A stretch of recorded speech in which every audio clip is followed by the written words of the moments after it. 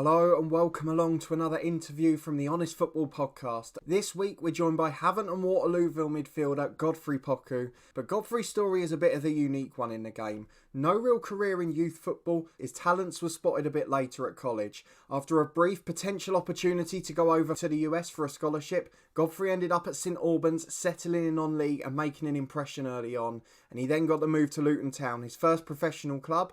We talk about his time at the Hatters, including a change of fortune after a change of manager, before forging a strong career in non-league. And of course, this summer he's rejoined Havant for a second time after a successful loan spell a few years ago.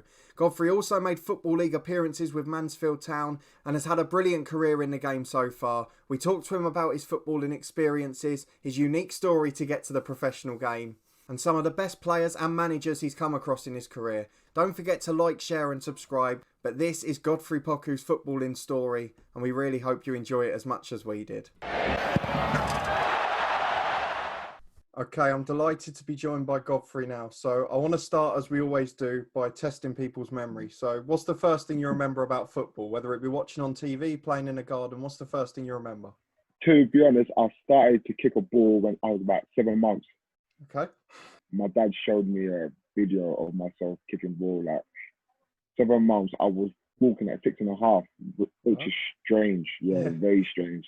And yeah, he made me kick my first ball at 7 months. So yeah, basically, man, I was so tiny, literally.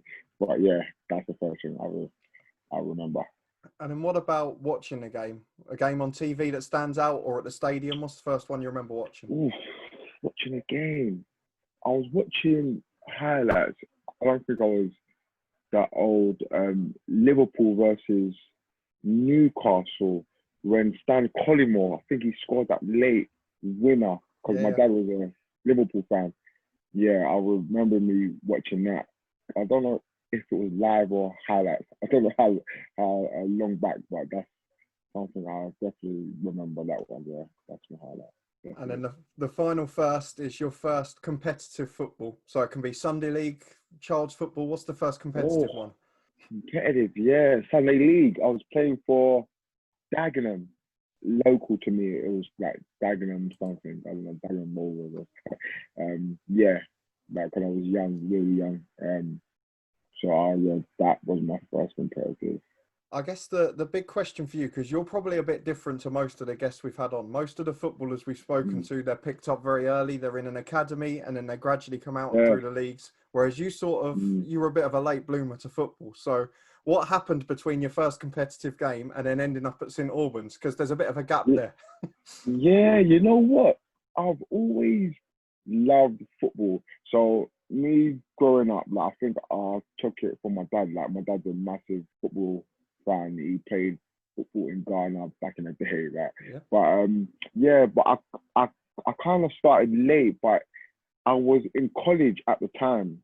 I knew I always wanted to try and do something in sport, but not really knew what it would be. So then I played, just like what I was trying to say, I played Sunday League, and then that got like a bit of a small buzz. And then I went into college, but the college, they found out it had a football team. So I basically joined them, and then from the college, that's how I got scouted to play for St Albans or something like that. And it just went on from there, basically. I guess the other thing for you, and I don't know how true this is and how serious it got, in the research for you, there was quite a few stories about you potentially going to America as a scholar at a young age. Is that the case?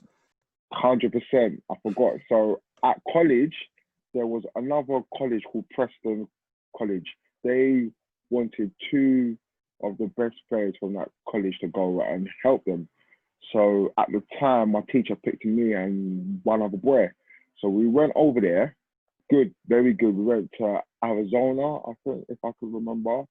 Arizona, so hot, baking hot. Like I can really remember how hot it was. But yeah, we went there for a tournament for a week, and I got picked up by like so many scouts there. Wow. And I basically had to just choose one but then knowing me, I thought, okay, yes, this is my chance.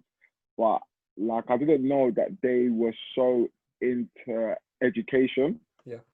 And I'm not anyone knows me, I'm not the brightest. I'm not the brightest at all. So I failed the education bit. But then, like, obviously, the guy, like, he really, like, wanted me to join there. But, like, obviously, I had to pass the education bit. And then they were absolutely, I remember the manager there was absolutely devastated because I failed it. And then that's the, like, and there was nothing I could do. But then he tried everything he can to try and get me over there. But it didn't happen. Over there, you have to be, like, top student as well, like making sure that your grades are good and everything to be able to play. Yeah, so that was my route there, but it didn't plan out the way it was supposed to. So yeah, I just stayed. But then you ended up at St Albans. How did that come about? And then how did you find it settling in there? Because obviously it was completely new to you. Yeah. So basically, St Albans was fine. It wasn't like I didn't find it as much of a challenge to be honest. The very good club, small club, family club. All the boys there were great, humble. When I left college, that's when I got scouted from St Albans. But after St Albans, no, before St Albans, the America thing came up. Fell there, and then I went to St Albans, and it was good. Like I played under a man called Steve Castle, top manager. That's where it really kicked off for me. The question we normally ask for players who are going into the game, and I guess for you not having that academy experience, is what was your emotion the first day you were playing when you found out you were going to make your first appearance? It was kind of strange because, like, I remember, if I can remember, it was away to Weymouth, so far as well. So always like it was, and to be honest, prior to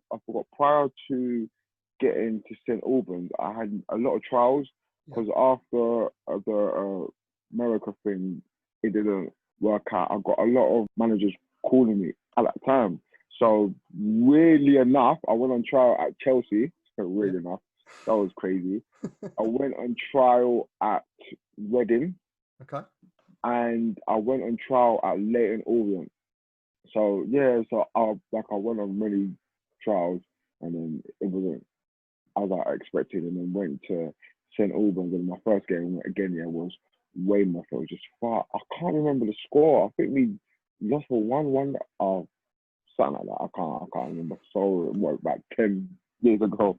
But just to play in a proper game, it felt good because prior to that, it was either under 18s, under 16s, college. So like this was a proper men's league. So I feel like I dealt with it right. So yeah, like it was a proud moment for myself. I've got to ask you about your first goal as well at St Albans because I'm told it was quite a special one. Yeah, but anyone that knows me knows every time I get the ball, I'm never gonna shoot because it is either going 100 miles away from the top of the bar or like that ain't my game at all. Yeah. But for some weird reason, it set up perfectly, and I don't know what came across my way, and I've hit it so sweet, and it's just rifle like to the kind of mid top corner thing. I was like, wow. Yeah, very shocked by it. Very, very impressed. But, for you weren't at St Albans long, and the main reason I was excited to have you on here is because I'm a Luton Town fan, and that ended up being your next move. Now, I know we were in the National League at the time, but for you, that was probably the chance to go into professional football, wasn't it? So what was that like? Yeah, that was top. Because at that time when I was in St Albans for about, I think it was about 3 or 4 months. Yeah. And then they were actually looking at my mate, JJ Donald, first. And then, like, obviously the scout saw I was there. He was pretty impressed. Spoke to Steve Castle at the time, manager, and then he came up to me and said, look, Pox, because at that time I was playing quite well. Yeah. So I had quite a few teams, like, weirdly enough, I had teams like Swansea and Bournemouth.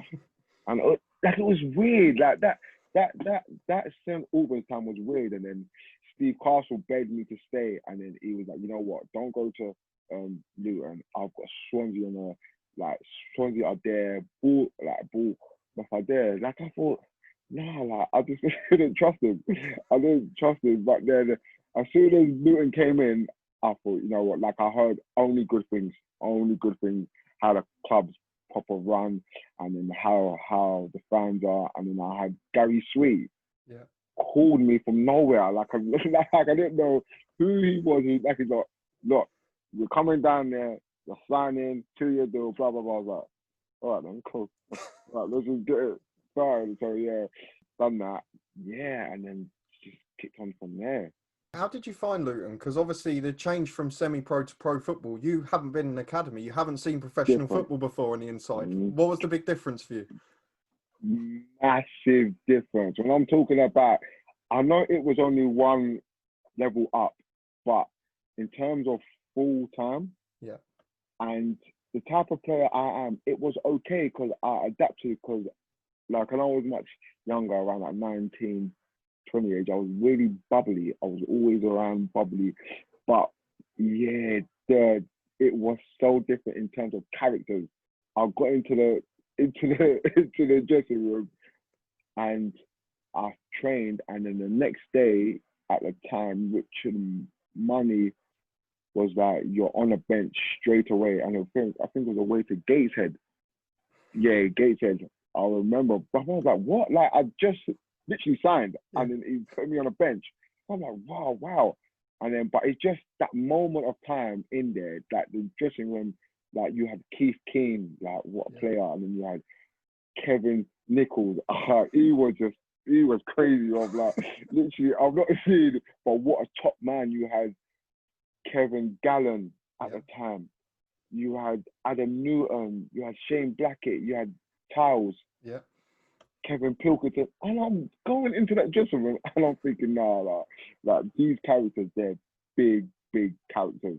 Yeah. And then like I just thought that kind of step was a lot. Like that is like when I thought, all right, I'm proper at a club now. Like no disrespect to St Albans top club, but the gap is just too big. Even though it's just one level up, the gap is just like the way they do stuff: breakfast, lunch, testing, physio. You got like about 10 kits, towels. It was just like it was just different, completely different. Like I'm going in there, I see people like Claude, Napcar, and Ed, Jake Howes, who is my boy. Yeah, it was good at that time. It was good. I must say. And did you have any difference when you were playing for Luton at a professional level? Did you have any more nerves or anything like that? Or was it just the same once you were on the pitch?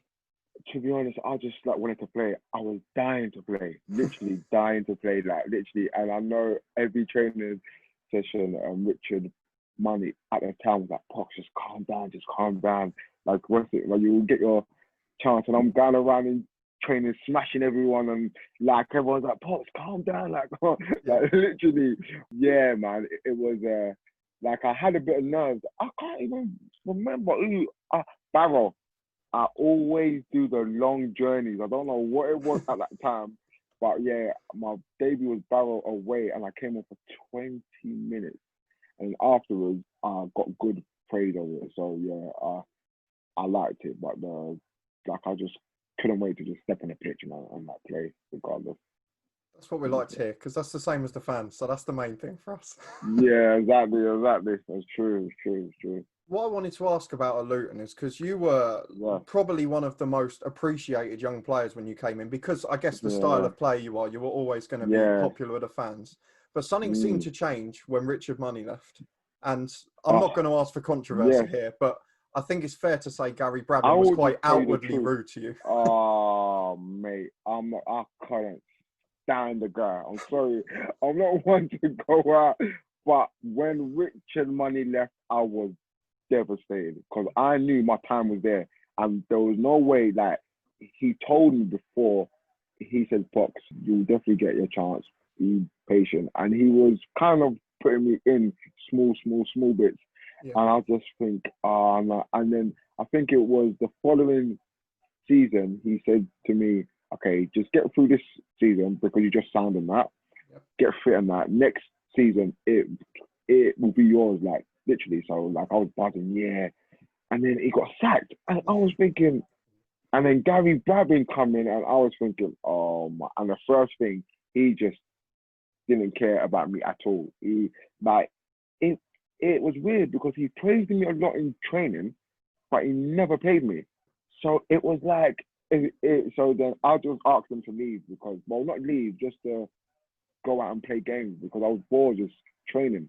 So he just made me leave, but to like play games. I went on loan. But yeah, Brabham, yeah, not a big fan. Nice lad off the pitch and that. He's a top guy, but I didn't really enjoy my time when he was there.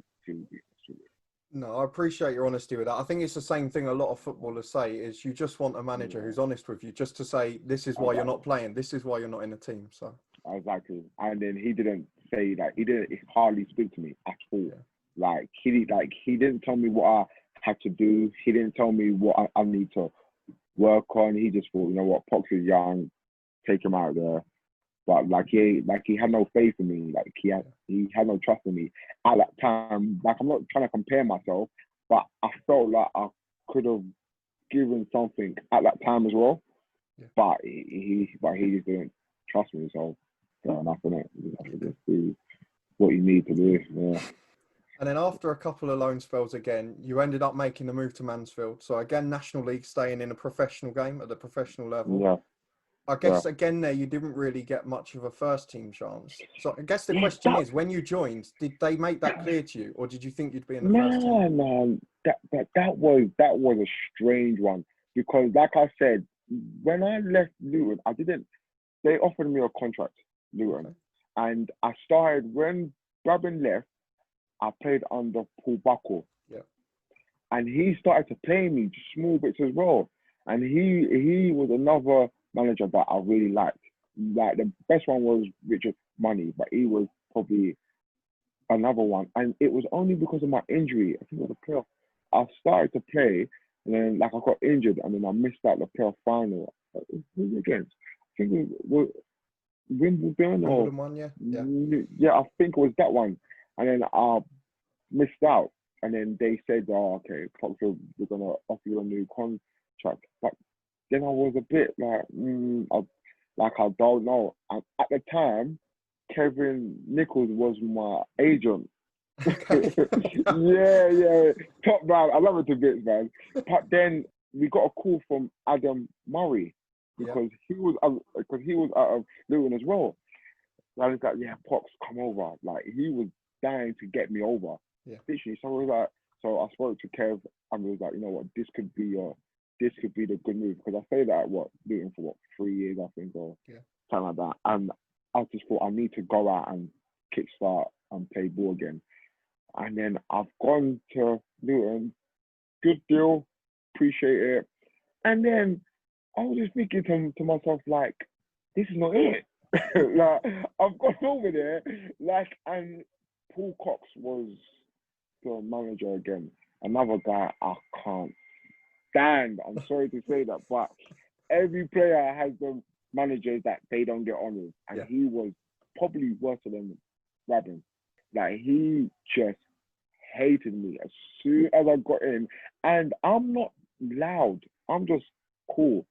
But on the pitch, that's when I'm completely different. And I don't know, like, if he didn't like my style or he didn't like the way I was playing, fair enough, training. And then he just thought, no, Pops, he pushed me aside. And I just thought, you know what? I wish I didn't sign here, where like literally, I wish I stayed at Luton. That was one of my regrets. But I learned a lot from my time at Mansfield. Even though like I didn't play, I was grateful for my football league parents because we got promoted there, and then I made my football league debut. So I was grateful. But I learned a lot in that time of trying to, mentally, especially. Mentally, because you know every week you're going to train, and then he tried to make me train with kids, and I've done nothing wrong, and it's just the way he treated me was like wow. But then, that definitely made me grow as a footballer at the time, made me grow massively, and to be honest, I'm kind of grateful for that experience because a lot of players go through that, and it's hard. Like as a footballer, and you're not playing every week is so hard. It's the worst thing, you know. So I'll take that as a positive, really. You know. My only other question about that time is obviously you went out on loan a Mm. few times again. How is it as a Yeah. footballer when you're moving every 3, 6 months? Because it's a unique thing to have, isn't it? Listen. Everyone always says, "What Pox, you're like on a move again." I've gone to probably about 20 clubs. Like literally, I'm always on the. I think I went along to Alpha. Is it Alfreton? Yeah, Yeah. I went along to Alfreton at that time, and then I played under Mickey Law. He was good. He was a very good. Like I played like 25 games or 30 games, whatever. That was good, and it was in the league below as well. So the National League at the time played with good players. But yeah, just the fact of you moving all the time, you can't get a steady run. But to be fair, at that age, all I wanted to do was play. So like I could go to Glasgow and play. I just really just wanted to play my football because I had enough of managers treating me a type of way which I felt like like I felt like nah. And then the thing that used to get on my nerves the worst was everyone always used to say, Pop, how comes you're not playing? Like why? Like, and I could honestly say I could not tell you. It would be great like if I could go to them and say, look, I'm not good enough, I'm not fit enough. But no one had a reasonable explanation to why I'm not playing. And that's what I'm never like I got that at Luton with Brabin, Mansfield. No one gave me a reason why you're not playing. And it just like I couldn't tell no one like every time someone used to ask me, I was like say, I actually don't know. Yeah. I don't know. And that was the most frustrating part. But traveling around, it was a good experience because you get to meet new people and new managers and that. But just every footballer wants to be steady and playing in one place, not really moving around here. But as I can say, I've taken all of it as a good experience and a massive learning curve, massive. So yeah, so I'm grateful for all that experience. Let's move on to the more positive bits because then you started to get more steady football. So Telford and Yeah, Woking, both first team regulars. So that yeah, must have been a yeah. relief for you then. Massive relief. So Telford, when my manager at Southport, I went on loan to Yeah. from Luton, Liam Watson. He knew what like I was about, and then he became Telford manager. And then he said, "Yo, Pops, come with me. It was in the National League. You will play 40 games. Fans will love you. Blah blah blah." Like, I thought, yeah, okay, come on, let's just sign this now. No more going back here. Go on loan. Signed it, and I think it was 2013. I'm not too sure. I mean, that's when I started to play regularly. Yeah. Back again. I felt like a proper player again, not in and out here, in and out there. So yeah, I gotta give a huge thanks to him as well. He's really a top man, Liam Watson. So yeah, after Telford, I went Woking, same again. Yep. Gary Hill, I wanna really be a big fan of him, but he's alright. He's just Gary Hill, isn't it? He just chats a lot. But yeah, nice guy off football, played, happy, yeah, moved on, basically. So The big question for me after this is you went those whole 6 years following the screamer at St Albans without scoring. And then you went on loan to Havant and Waterlooville, who will come up again in a minute. And you scored 4 in 5 games. So can someone explain to me how that happened? oh my gosh, I could not tell you what happened. And the maddest thing about that day is, I'll never forget, when I was going there, my back was killing me. I don't know what it was. However, the journey of my back was in actual ache. So I'm warming up and I've just met the boys, like my first time. And then people are like looking at me saying, "Who's this guy? Like he can't even run, like he can't do." Well, and then I'm thinking in my head, well, trust me, like my back's like hurting. But as the type of player like I am, I thought, no, I can't just like I just signed for a month. I can't say that my back is hurting me. So I've gone through the game and I'm literally like I was running on adrenaline. Like if I stopped, I know that my back would have seized up. Yeah. So I was just literally running like an absolutely headless chicken everywhere. And then before the game, manager said, "Look, Pox, I know what you are like about. I want you just to go and enjoy yourself." That's the first time a manager has ever told me to go and enjoy myself. And I might have enjoyed myself a bit too much. I was running forward, and then I couldn't, like, the first goal went in. Like, I thought, wow, I scored. And the goal wasn't that bad. I think, like, Brian Stock, which is top player, Stock, he's crossing a ball, and I've made a third man run, and I've just, like, hooked it over the keeper, and I was thinking, oh my days, man. I can't believe it. And the second goal was the same. Like, it was meant to be a cross, but it looped over the keeper's head. So, like, I'm like, I just scored 2 goals, and it's like 2-0, like. And then, literally, the third one, I could laugh for days, man. I'm literally running. I'm 1-on-1. Like, I played a 1-2 with a striker, and I'm literally running, and I've swatted it, and I'm thinking, oh my god, no, this can't be right. And then I came off about the 80th minute, and then my phone after that, oh my gosh, I got banned for about a good 2 to 3 months for that. But I couldn't. And then the next game, I scored again, and I think that was just purely of, I've scored a hat trick, so now I'm like on a buzz.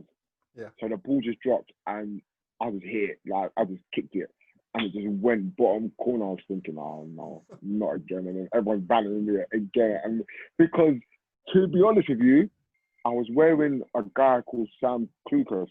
Yeah. You know Sam Clucas? Yeah. So he gave me his boots at Mansfield. Okay. He goes, "Oh, Pox, just take these." So I've had these boots in my car for ages, and then I've forgotten my boots. Imagine match day, I've left my boots at home. So I had to wear his boots, and from this day, he still thinks it's his boots that made me score these 4 goals.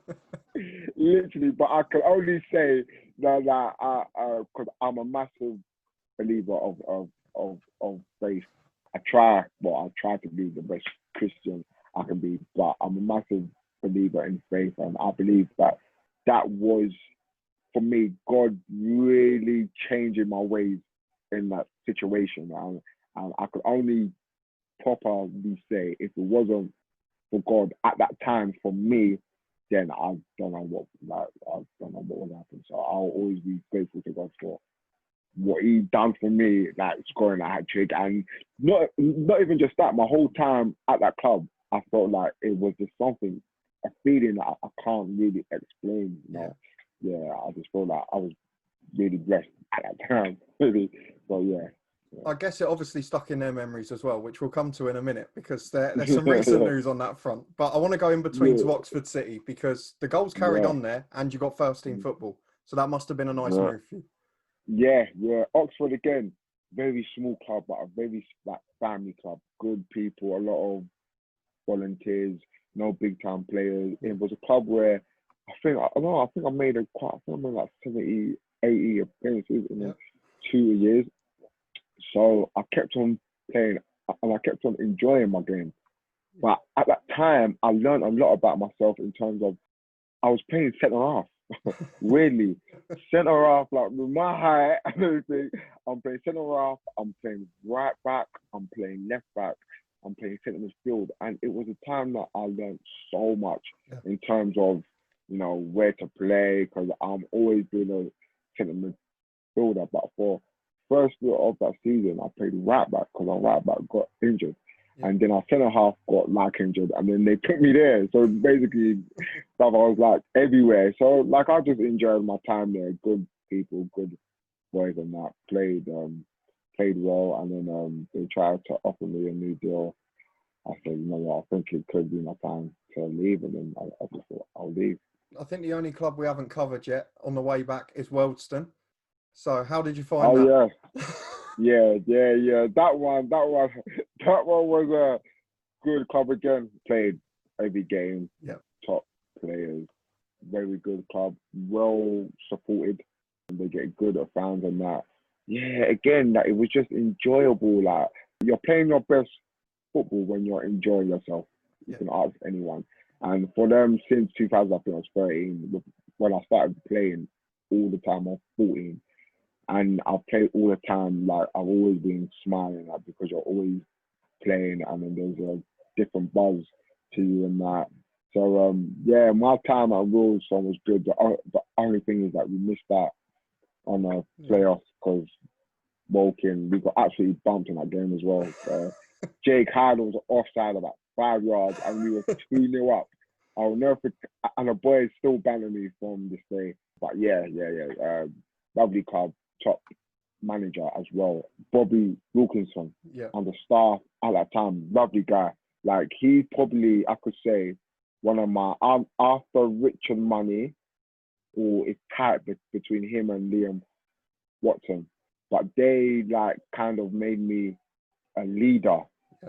You know, like, you know, in my Oxford days, I was captain. My Wealdstone days, I was captain a bit.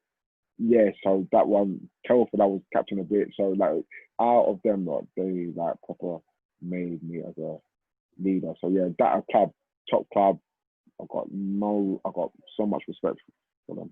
And then following Wealdstone, a brief stint back at Woking, and now this summer, back to Havant Waterlooville. So I presume you're going to score 20 goals this year. But how did it come about? Literally, that's the first thing. Because you know what, my time at Havant was great. Like directors, the founder, and that, they still kept in contact with me. The manager called me a couple of weeks ago and said, "Look, Pops, look, because I've played against those many times when he was at Sutton, and he's always liked me as a player. So he's really convinced me, and he's starting up a good project. That, you know, and I've just thought, you know what, I want to be part of what he's in. So like I thought, you know what, like great club. He isn't expecting me to score much goals, but if they come, then they come. But I know my job, I know my role, I know what I have to do. But I don't mind scoring at least 2 or 3 a season, you know, or like I'm not fast, but yeah, as long as the team wins, like we know our goal, and that's to get promotion. Simple as. Everyone knows that. Like we're not going to be around the bush for that. But yeah, that's the main goal. So like, I don't care if I score 100 or if I score 1. Just the team just need to get promoted. Simple. We started our first training session today. That's why I'm in my bed now, because I literally can't move. I literally cannot move. I'm usually quite fit and try that, but because I've been off since March and we've not really played, I'm literally walking like up my stairs. I'm like, oh no, this feeling. I've got this horrible feeling of pre-season again.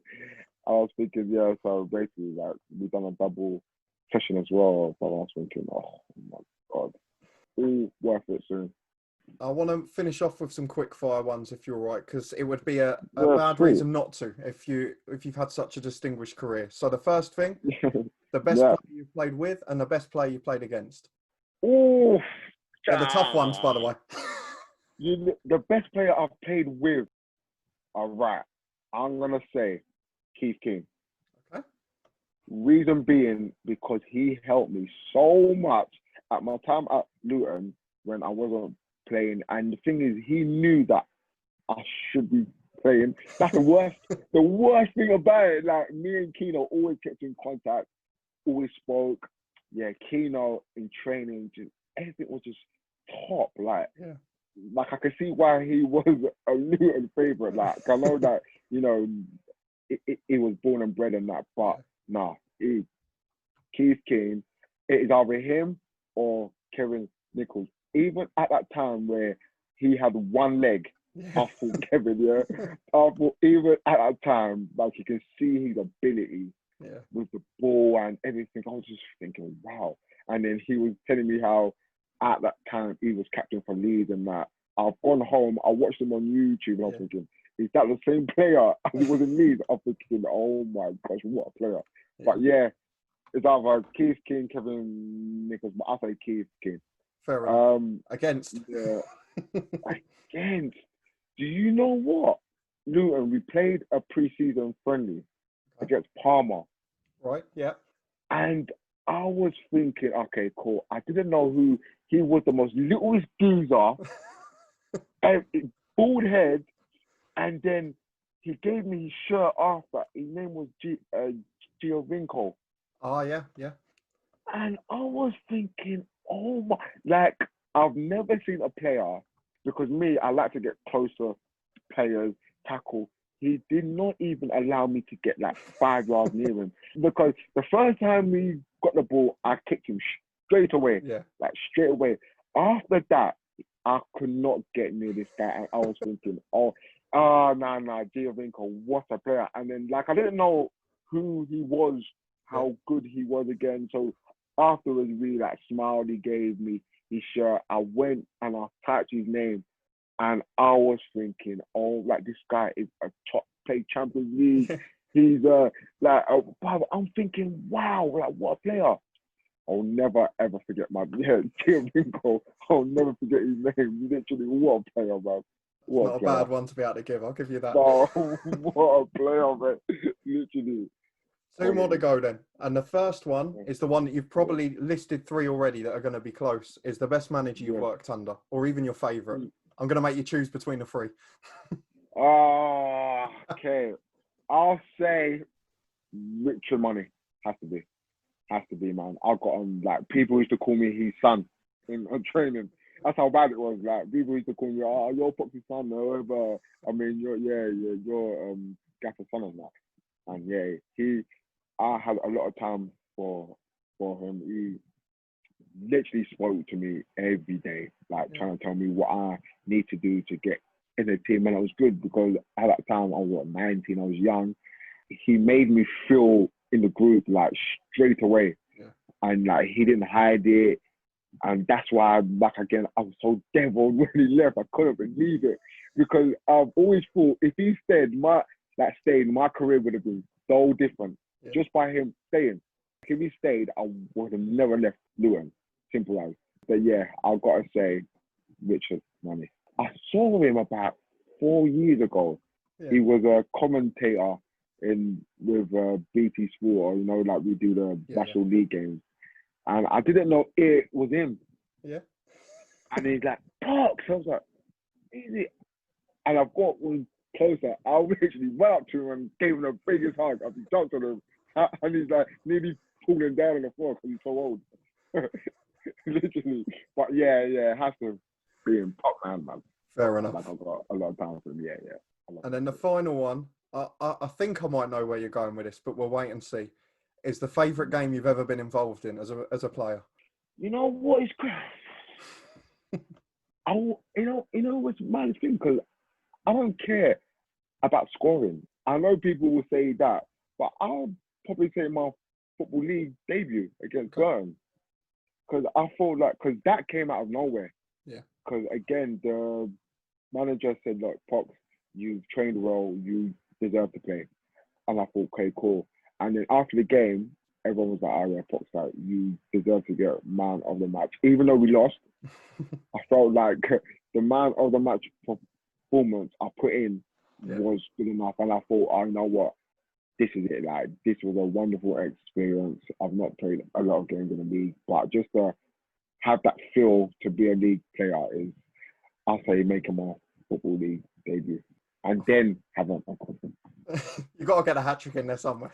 You got to get a hat trick in there. You got to get it in there. I've got to say, it's the perfect way to end. I can't thank you enough for your time. I always love speaking to players that have played for my club, so I can't thank you enough for it. And I wish you the best at Havant, your new club. Thank you. No problem. I appreciate you getting me on here, man. And looks like you're doing a great job with this. So fair play to you, mate. Thanks a lot, mate. Appreciate it. All the best.